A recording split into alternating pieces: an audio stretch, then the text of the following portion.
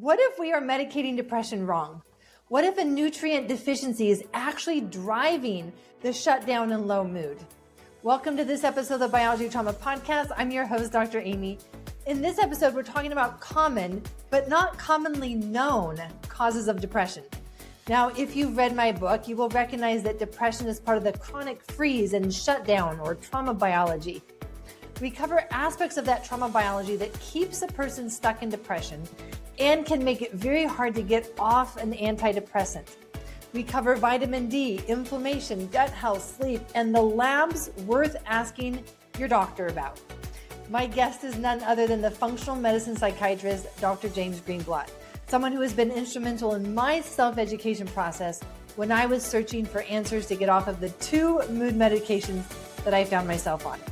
He's a psychiatrist who has spent 30 years watching patients come into his clinic with stories of being medicated for depression, and then some of them are on 5 medications for depression.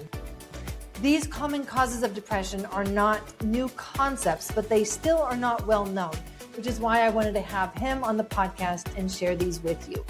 And you will want to grab his new book that just came out called Finally Hopeful, and that will go into more detail of what we cover here. Let's dive in.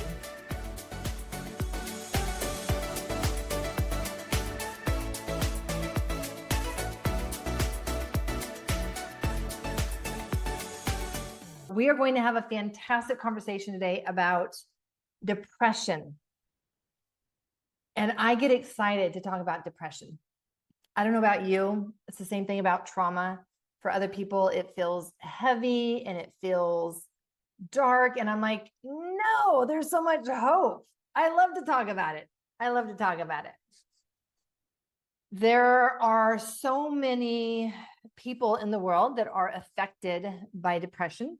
And so I'm excited to have Dr. Greenblatt here to dig into some of the biology behind it, which was extremely important for me and actually how I was able to figure out the path that I needed to get off of the 2 mood medications that I had gotten myself on and couldn't get off because I also was not addressing the root cause. Great. All right. Thank you. So as we look at depression, I want to say that there are, I think you quote in your book, Dr. Greenblatt, 21 million Americans in the US who are going to experience some form of depression.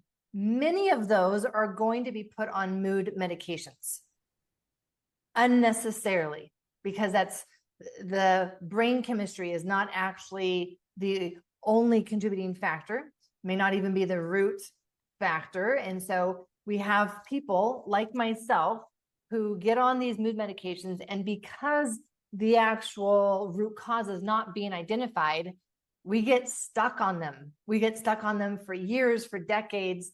I remember trying to get off of the Wellbutrin and the Zoloft that I was on and experiencing withdrawals that I was not expecting. I thought that I would be able to have that choice and that freedom of this will just help me for a little bit and then I'll get off, and realizing no, like my body, my brain have become dependent on these in some way. And now I am still feeling anxious and depressed, and I'm also dependent on mood medications now. So I'm so grateful for your work, first of all, just because it helped me get off of those mood medications and be feeling better and more aligned with my true self.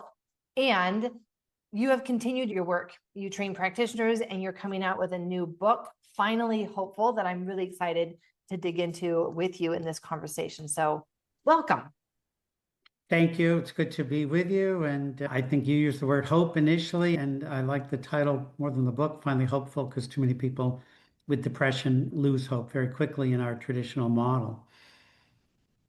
This is very true. So why did you decide that something was needed other than the traditional model?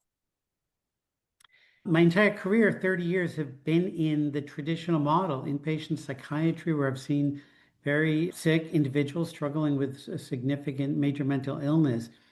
And I just watched over the years, one medicine became 2, became 3, became 5 and 6, and rates of depression were going up, suicide rates were skyrocketing, and side effects of medicine, whether it's weight gain or sexual side effects, had profound implications.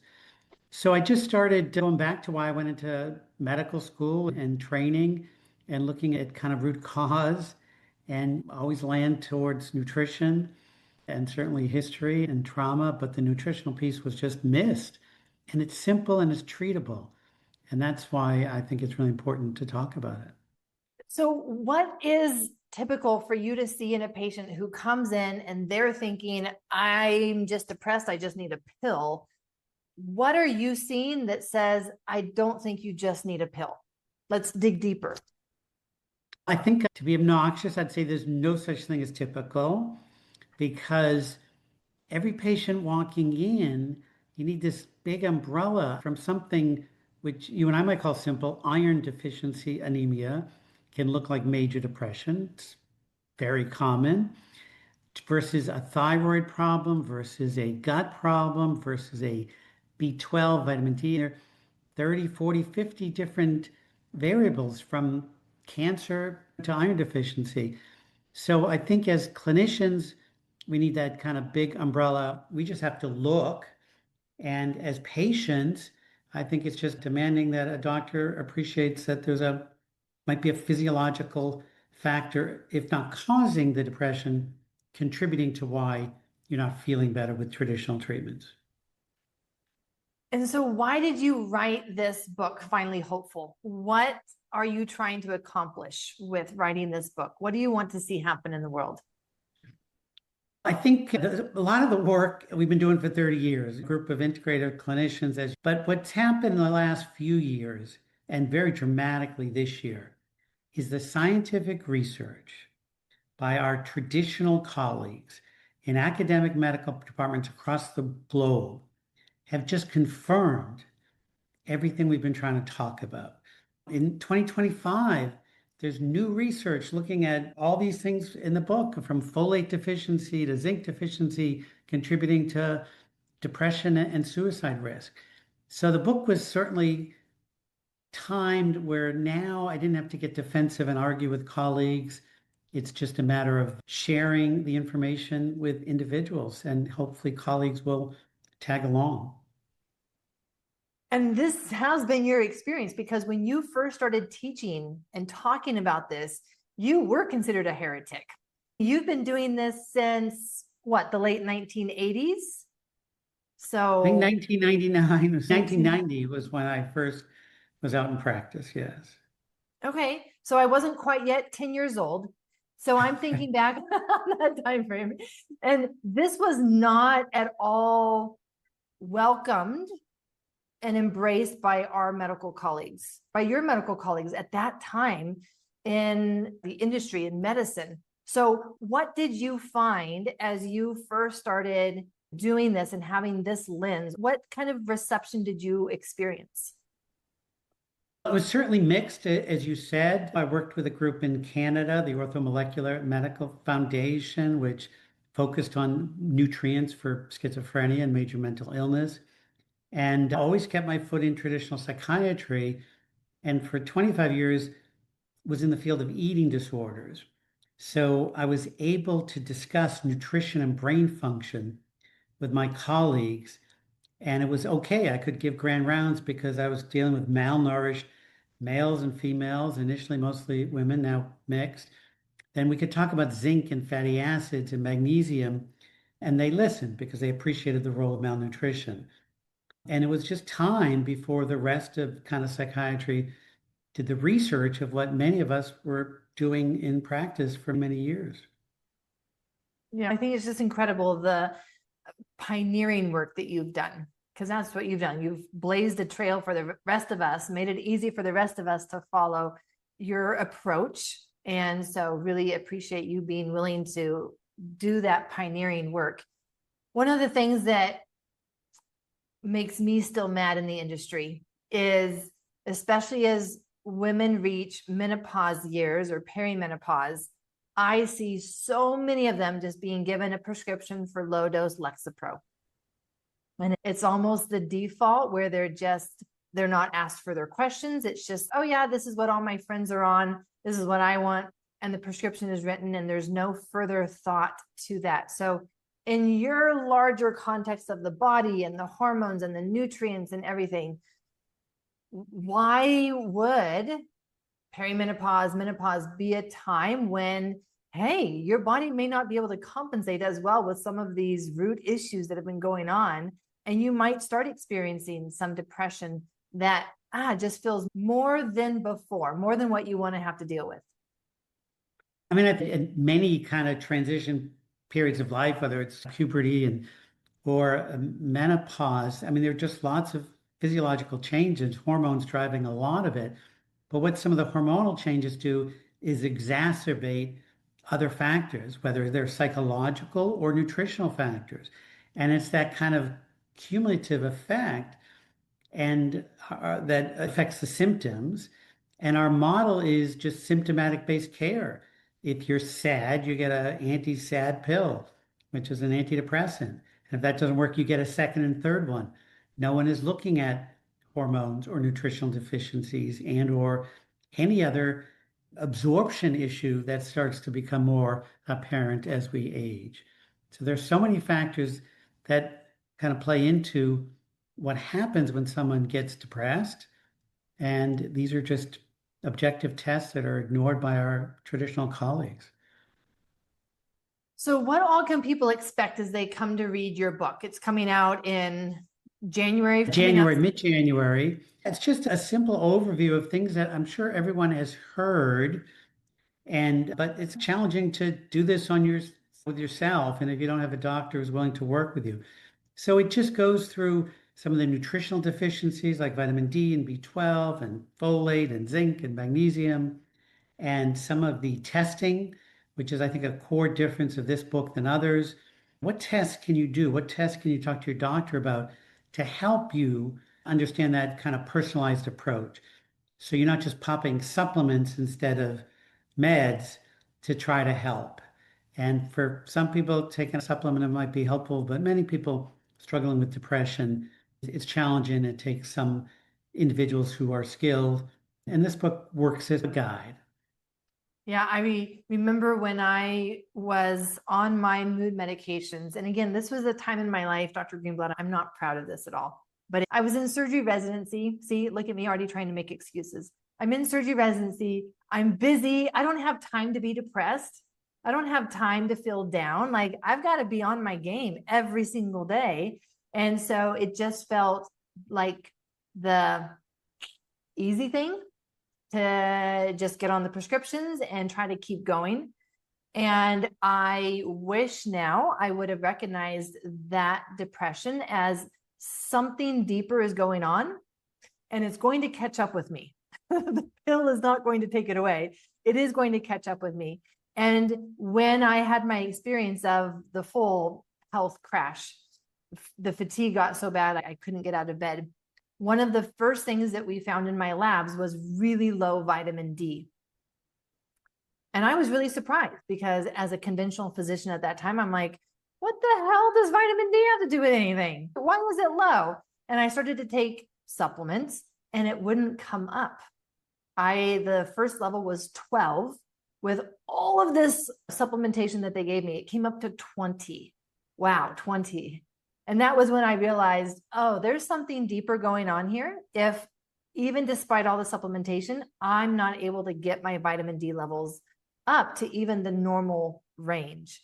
So let's talk about vitamin D, because this is something that I think is more common than people think, even in Southern California, sunny Southern California. Most of my patients, when I was in the addiction medicine unit, had low vitamin D. And so I don't think that many people realize this as being an essential nutrient, an essential vitamin, that they even should be checking the levels. So just give us a little window into vitamin D specifically and why that might be connected with one's mood. To be dramatic, if we checked the vitamin D levels on every addiction and psychiatric patient on the planet, and there's over 1 billion individuals deficient in vitamin D, it would be one of the most significant changes in public health. Vitamin D has profound effects on brain function.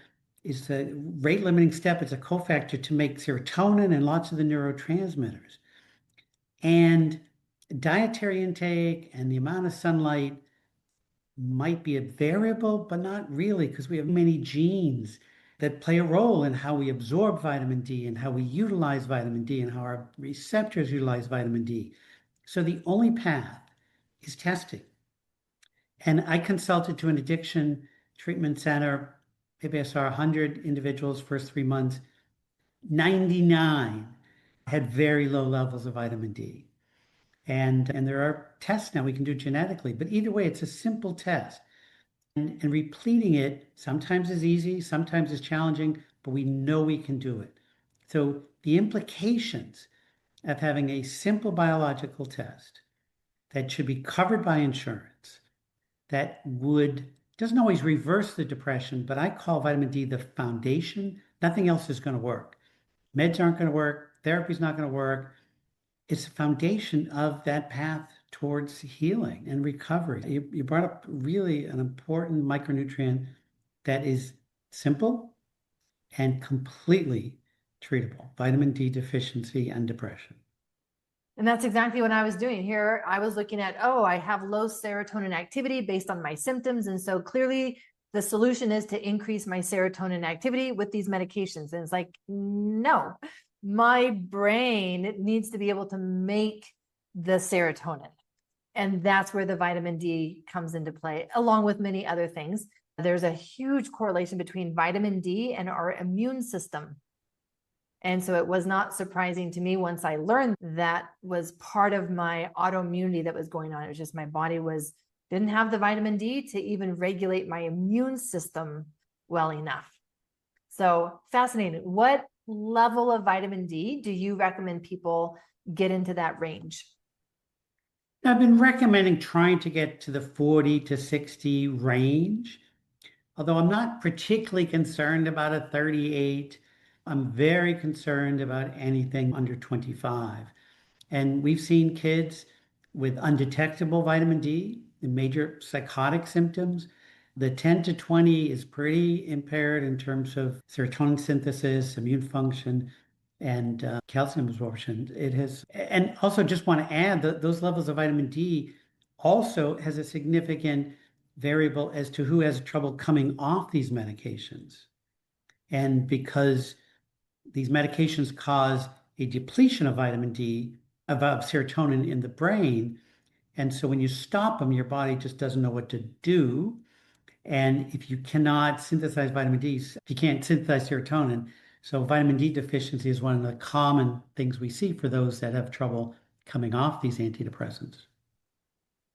All right, so now I'm just starting to geek out over here over the biochemistry in the body. One of the withdrawals that I had, and I saw other people having as well when they're getting off a medication that's regulating their serotonin activity, was the gut issues. Pain, bloating, like the gut just went crazy. And I'm wondering, do we think that has to do with the serotonin that is made in the gut?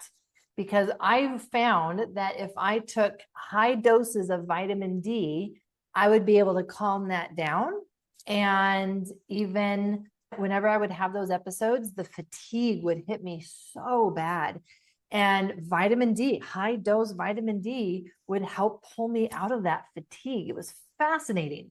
So what role does serotonin in the gut play with symptoms or withdrawals around serotonin and coming off of mood medications? Do we know? Well, yeah, I think we do. So everyone quotes this 95% of the serotonin in the body's in the gut, right? So this long gastrointestinal tract is lined by these cells that make serotonin. But what is one of my favorite kind of evolutionary adaptations in nature is that if you're deficient in vitamin D, you make less serotonin in the brain. So the enzyme that's vitamin D dependent kind of goes down. But it stimulates the vitamin D receptor that makes serotonin in the gut. So you get inflammation in the gut with vitamin D deficiency. So you get more serotonin produced. because the enzymes work completely opposite. And if someone was born vitamin D deficient and they're getting gut inflammation from day one, it has profound implications for major mental health and physical health challenges. So there's a complete kind of reverse relationship. Vitamin D stimulates serotonin in the brain and inhibits serotonin in the gut. So what you're making me think of is IBS, or irritable bowel syndrome. And we now know that the serotonin is related to the symptoms of IBS. And of course, there's all this research on the bidirectional relationship between IBS and depression. And studies show that people with IBS have a significantly higher prevalence of depression and anxiety, and vice versa. Does that make sense to you in Absolutely. your model? Yes, no, absolutely. Again, the many paths to IBS, whether it's inflammation due to food allergies or any other path, and we know these all affect our mood. We have a neck. Everything that happens in the body affects what happens in the brain. Amazing. What role would iron play? And for context, that was the other significant lab finding that I had at that time. It was low vitamin D and low ferritin, bottomed out ferritin, like not even registering on the chart. And then I would do these iron infusions. I'd feel great for about 3 days. And then we'd be back in the usual symptoms. And sure enough, iron and ferritin were dropping low, and I would need to go in for another infusion at that time until I figured out why that was happening. So talk to us about iron and why that might be really important for someone to check as well. Sure. If we just take one step back and think about the brain being like 2% of our body weight, but utilizing 25% of our metabolic energy. So any nutritional deficiencies, I mean, this is an organ that's working and burning vitamins and minerals. So any nutritional deficiency are going to affect the most metabolically active organs, and the brain being one. So you need all these micronutrients to make the neurotransmitters to continue to support neurons in the brain. And iron is critically important, particularly for dopamine and norepinephrine synthesis. So fatigue, lack of motivation would be common, besides the systemic effects of low oxygen and things like that. So again, we check iron at certain times of a year with women, but we don't check it with men. We don't check it at other ages. And it just has profound implications. When you mention iron deficiency and vitamin D deficiency, and when I get a bunch of nutritional deficiencies, oftentimes we end up finding celiac disease or malabsorption problem of many micronutrients. And people don't really hear that a lot. We talk about that in the book as well, that any inflammatory bowel disease, you mentioned IBS, but celiac disease can contribute to depression and anxiety. And I feel like that has not been known. And so many people can have it and have never even known about it. It's news to them, and they don't discover it until they're an adult. And they've been living so many years struggling with these gut issues, but these absorption issues, and not even knowing that was the reason. And I've spoken to many people who found out in their 20s or 30s or 40s even that they had celiac disease. Their GI symptoms got better, but they still had anxiety or depression, and they didn't correlate the two. And when someone does have celiac disease, besides eliminating gluten to prevent the damage to the intestine, you need micronutrient supplementation, sometimes for a year or two, to replete what's been missing for so long. And so we know that the gut is playing a really important role. What about the brain inflammation?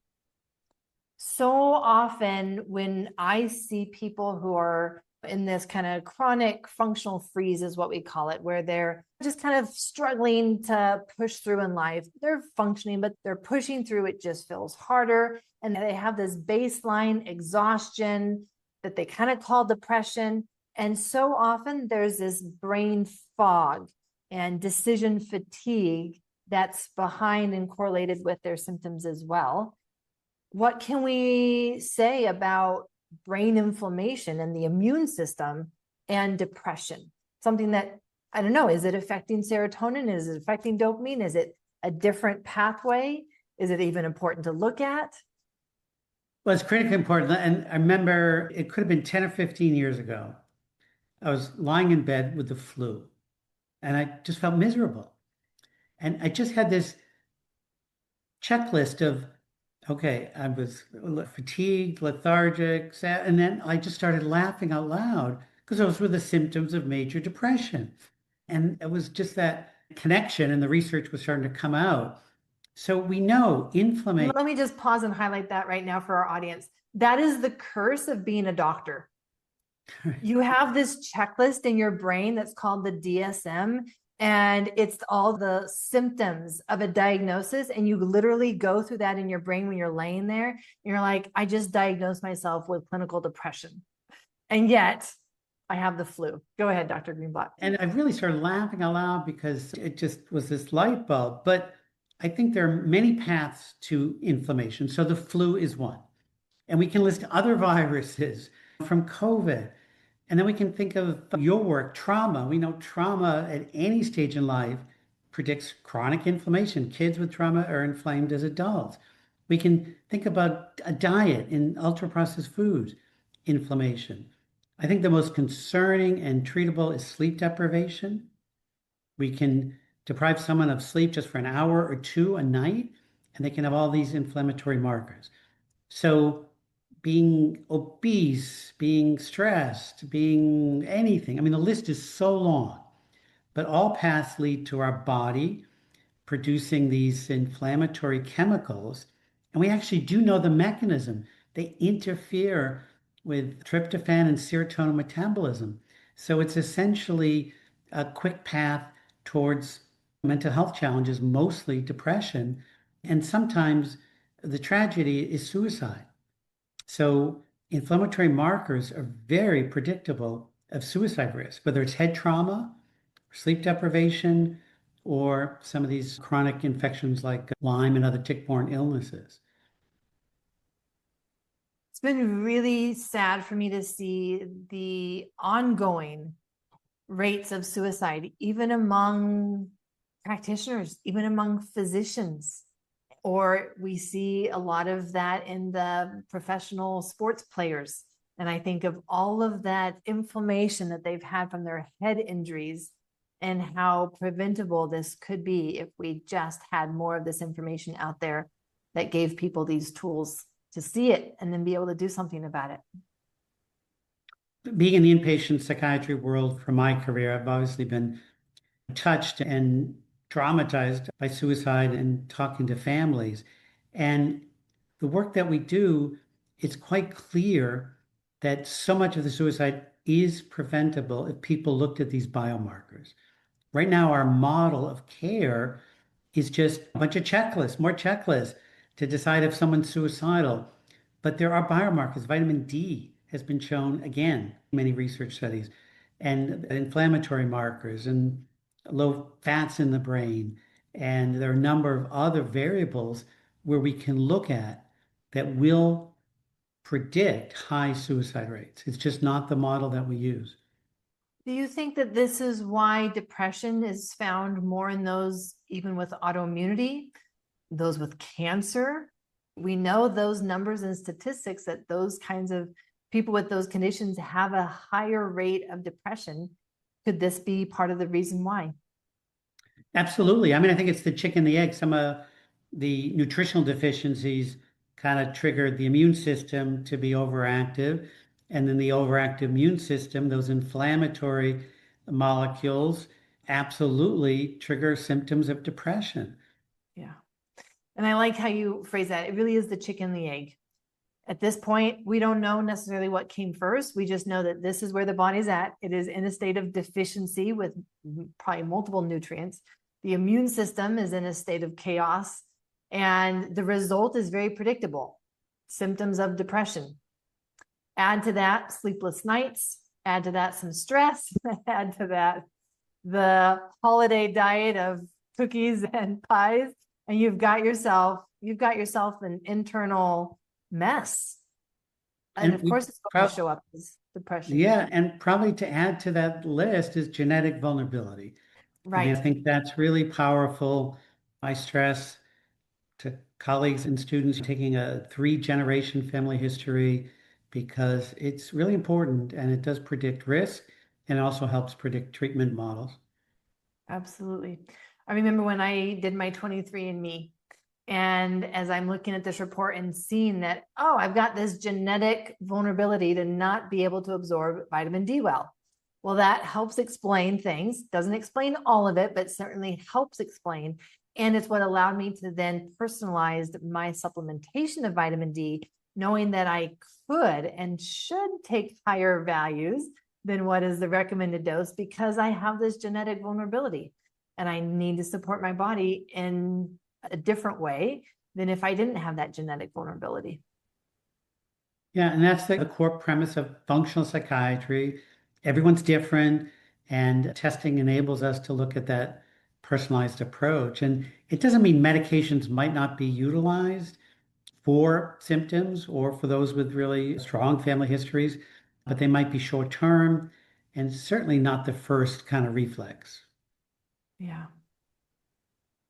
So before we go any further, I want to be able to share with people where they can get your book, Finally Hopeful. When it comes out, where are we wanting to send them to get your book?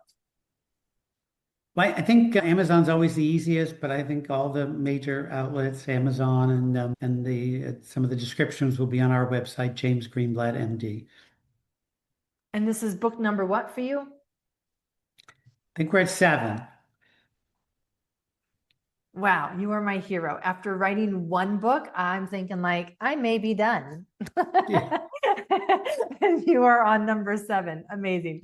Well, again, your writings completely changed my life and did give me hope and gave me things that I could do that even being trained in medicine and surgery, I had never learned those things. And so I owe a great deal to you, and I'm very, very grateful for you and your work. Okay. So glad to hear it. Thanks. What would be the place that you would tell people to start if they're listening to this and they've never done testing like this? They've never looked at their mood and mental health through this lens of my nutrients, vitamin D, iron, my inflammatory markers. Where would you have people start? Just a place for them to start, not get overwhelmed, but just start. Yeah, I mean, I think it's really challenging to just do this on your own. You need at least a PCP to work with you and just some of the nutrients that we're discussing.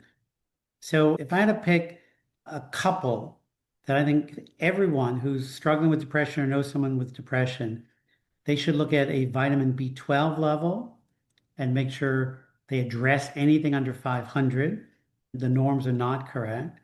The vitamin D, the iron, the thyroid, and I probably would look at the genetic test, the MTHFR, looking at folate metabolism, particularly if someone's struggled with depression for a while. There are many, many other causes we talk about in the book, but I think every physician has access to those tests. Every physician would know how to help interpret them, except for the B12.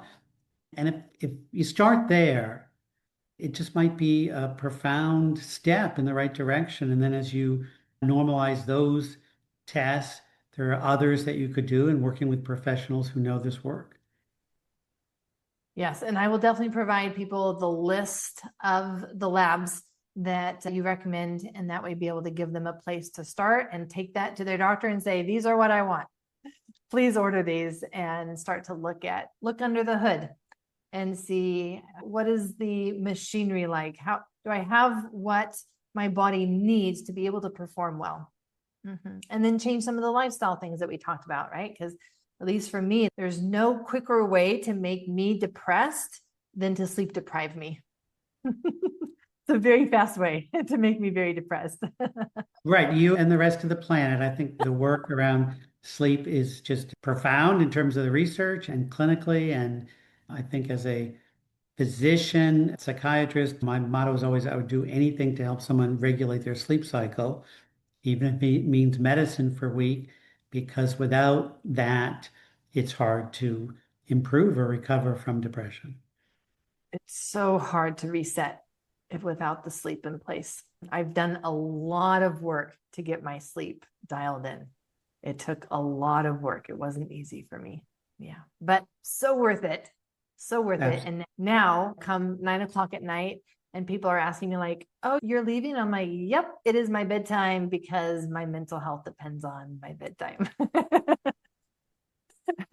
Believe me, you don't want to be around me tomorrow if I go to bed late or I do a shortcut on some of these things that I know our body operates on rhythms. Our body operates on getting what it needs. And so it's been a big shift for me, even just to be willing to do this for myself and see it as this is a gift that I give myself rather than feeling, oh, I'll indulge and it's an okay thing. It's not that it's not okay, but it's just, I don't see that those indulgings like I used to. I see them as, no, this is going to make me feel depressed tomorrow.